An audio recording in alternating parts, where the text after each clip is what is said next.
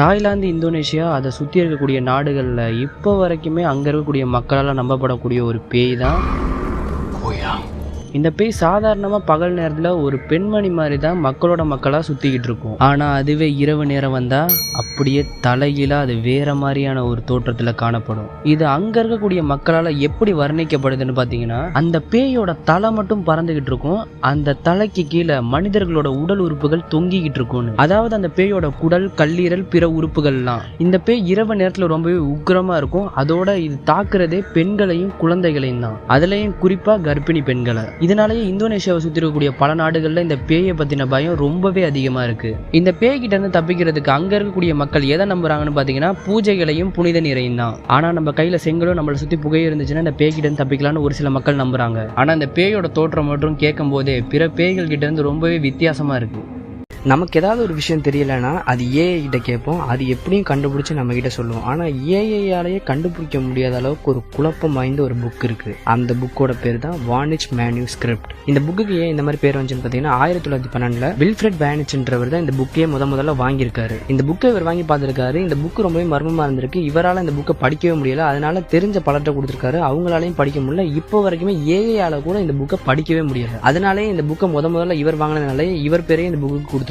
இந்த புக்ல எழுதப்பட்டிருக்கக்கூடிய மொழி வந்து ஒரு அழிந்து போன மொழியா இல்ல இந்த புக்கை எழுதுறதுக்காக உருவாக்கப்பட்ட மொழியான்னு இப்போ வரைக்குமே யாராலையுமே கண்டுபிடிக்க முடியல. அதோட அந்த புக்ல இருக்கக்கூடிய எழுத்துக்களும் அதுல இருக்கக்கூடிய குறியீடுகளும் ரொம்பவே வித்தியாசமா இருக்கு. வேற எந்த புக்லயுமே இந்த மாதிரியான குறியீடு காணவே முடியல. இந்த புக்ல அப்படி என்னதான் சொல்ல வராங்கன்னு உலகத்துல இருக்கக்கூடிய மொழியியல் ஆய்வாளர்கள் இந்த புக்கை ஆராய்ச்சி பண்ணாலும் அவங்களால ஒண்ணுமே கண்டுபிடிக்க முடியல. சரி, இந்த புக்கை எப்பதான் எழுதிருக்காங்கன்னு பாத்தீங்கன்னா, கார்பன் டேட்டிங் மூலமா இந்த புக் வந்து 15ஆம் நூற்றாண்டை சேர்ந்ததுன்னு கண்டுபிடிச்சிருக்காங்க. அதாவது இப்ப இருந்து 600 ஆண்டுகளுக்கு முன்னாடி 1404 இருந்து 1438 இந்த இடைப்பட்ட காலகட்டத்தில் இந்த புக் எழுதப்பட்டிருக்கலாம்னு சொல்லப்படுது. சரி, இந்த புக்ல இருக்கக்கூடிய எழுத்துக்களை தான் புரிஞ்சுக்க முடியல, இதுல இருக்கக்கூடிய வரைபடங்களாவது புரிஞ்சுக்க முடியுதான்னு பார்த்தா இந்த புக்ல ரொம்பவே வினோதமான செடிகளும் அப்புறம் பிளானட்ஸும் சில வரைபடங்களும் ரொம்பவே வித்தியாசமான மனிதர்களும் இருக்காங்க. இந்த புக்ல காணப்படக்கூடிய வரைபடங்கள் எல்லாமே ரியாலிட்டில இருந்து கொஞ்சம் வித்தியாசமா தான் இருக்கு. ஆனா இந்த புக்கை ஆராய்ச்சி பண்ணவங்க என்ன சொல்றாங்கன்னு பாத்தீங்கன்னா, இந்த புக்ல வந்து மருத்துவம், ஜோதிடம், கேலக்சி, அதுக்கப்புறமா பெண்கள், அதுக்கப்புறம் பஞ்சாங்கம், இந்த மாதிரியான விஷயத்தை பத்தி தான் சொல்லியிருக்காங்கன்னு சொல்றாங்க. ஆனா அவங்களுக்கே உறுதியா தெரியல. அதோட இந்த புக்ல பயன்படுத்தப்பட்டிருக்கக்கூடிய எழுத்துக்கள் வந்து அந்த நேரத்தில் இருக்கக்கூடிய வேற எந்த புக்லயுமே அந்த மாதிரியான எழுத்துக்களை பயன்படுத்தல.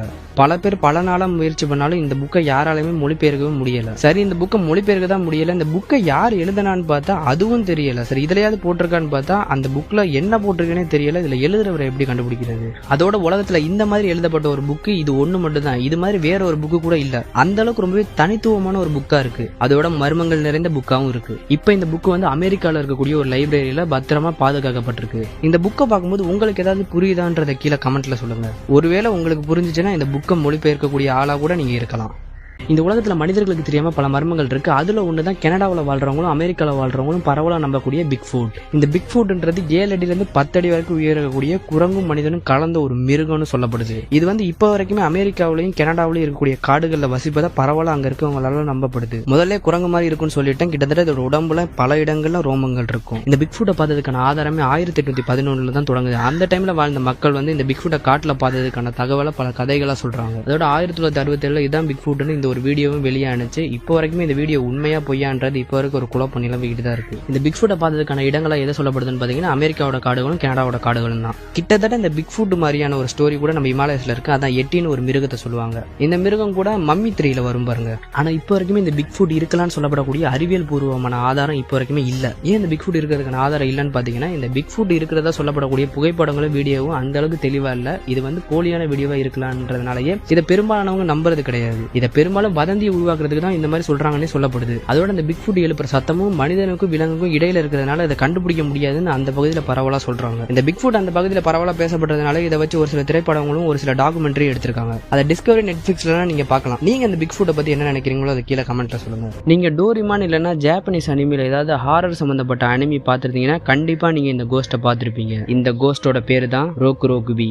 இந்த ரோக்குரோகுபி பேய்னா என்னன்னு பாத்தீங்கன்னா, இரவு நேரத்துல மட்டும் ஒரு பெண்ணோட கழுத்து வந்து ரொம்பவே நீளமா ஆகி சுத்தி அக்கம் பக்கத்துல இருக்கவங்க எல்லாம் தூங்க விடாம ரொம்பவே தொந்தரவு பண்ணும். இந்த ரோக்குரோகுபியை சார்ந்த பேய்கள் வந்து எப்படி இருக்கும்னு பாத்தீங்கன்னா பகல் நேரத்துல ரொம்பவே சாதாரணமா மக்களோட மக்களா தான் இருக்கும். இரவு நேரத்துல தான் இதோட உண்மையான தோற்றத்தை அது வெளிப்படுத்தும். அதுவும் இது இருக்கக்கூடிய ஹோஸ்ட் வந்து தூங்கக்கூடிய நிலையில தான். ரோக்குரோபியா மாறிய பெண்கள் வந்து இரவு நேரத்துல தூங்கும் போது அவங்களோட கழுத்து ரொம்பவே நீளமாகும். அவங்களோட நீளமான கழுத்தும் அந்த தலையும் அவங்களோட அக்கம் பக்கத்துல இருக்கிறவங்கள தூங்க விடாம ரொம்பவே தொந்தரவு பண்ணும். அதோட அவங்க தனியா இருந்தாங்கன்னா அவங்கள ரொம்பவே அது பயமுறுத்தும். ஒரு சில ஜப்பான் கதைகள்ல அது பயமுறுத்துறதோட விட்டுருன்னு, ஆனா சில கதைகள்ல அது ரத்தமும் குடிக்கும்னு சொல்றாங்க. இந்த ரோக்குரோபியை பற்றிய கதைகள் வந்து ஜப்பான்ல 1600ல இருந்து 1868 வரைக்கும் பரவலா காணப்படுது. எப்படி இந்த ரோக்குரோபியா பெண்கள் மாறுவாங்க? ஜப்பான்ல ஒரு அழகிய பெண் வந்து அவங்களோட சாமுராய் கணவனோட வாழ்ந்து வந்தாங்க. அவங்களோட கணவன் வந்து சாமுராயா இருக்கிறதுனால அவர் அடிக்கடி போருக்கு போயிருவாரு. இரவு நேரத்துல இவங்க தனியா இருக்கிறதுனாலயே இவங்க ரோக்குரோபியா மாதிரி அவங்க அக்கம் பக்கத்துல இருக்கவங்கள ரொம்பவே பயமுறுத்தி இருக்காங்க. ஒரு நாள் இது அவங்க கணவருக்கு தெரிய வரும்போது அவர் வெளியில போறேன்னு சொல்லிட்டு அந்த வீட்டுக்குள்ளேயே ஒளிஞ்சிருக்கிறாரு. அவர் ஒளிஞ்சிருக்கும் போது அவரோட மனைவியே ரோக்குரோபியா மாறுறதை பார்த்து அவர் ரொம்பவே திகைச்சு போயிட்டாரு. இருந்தாலும் விடிஞ்சதுக்கு அப்புறமா மனசுல தைரியத்தை வர வச்சுக்கிட்டு அவரோட மனைவி கிட்ட அவர் கேட்கிறாரு. அதுக்கு அவரோட மனைவியும் அழுதபடியே சொல்றாங்க. இந்த சாமுராய் அவங்க கல்யாணம் பண்றதுக்கு முன்னாடியே ஒருத்தரை ஏமாத்திட்டதாகவும் அவரோட சாபத்தினால தான் இவங்க இரவு நேரத்துல ரோக்குரோபியா மாறுறதா சொல்லியிருக்காங்க. ஆனா இதுக்கப்புறமா இந்த கதைக்கு வந்து பல வெர்ஷன்ஸ் இருக்கு. பெரும்பாலான இடத்துல இந்த கதை இது மாதிரி தான் இருக்கு. ஆனா ஒரு சில இடத்துல மட்டும் ரொம்பவே மாறுபடுது. இதுக்கப்புறமா அவங்க ஒரு புனித நீர் கிடைச்சு அவங்க குணமாயிட்டதாகவும் சில கதைகள் அவங்க அப்படியே இறந்துட்டதாகவும் சொல்றாங்க. ஆனா என்னதான் இருந்தாலும் இந்த பேயோட கழுத்து மட்டும் இந்த மாதிரி நீளமாகி எல்லாரையும் பயமுறுத்துறது மட்டும் ரொம்பவே கொஞ்சம் வித்தியாசமா தான் இருக்கு.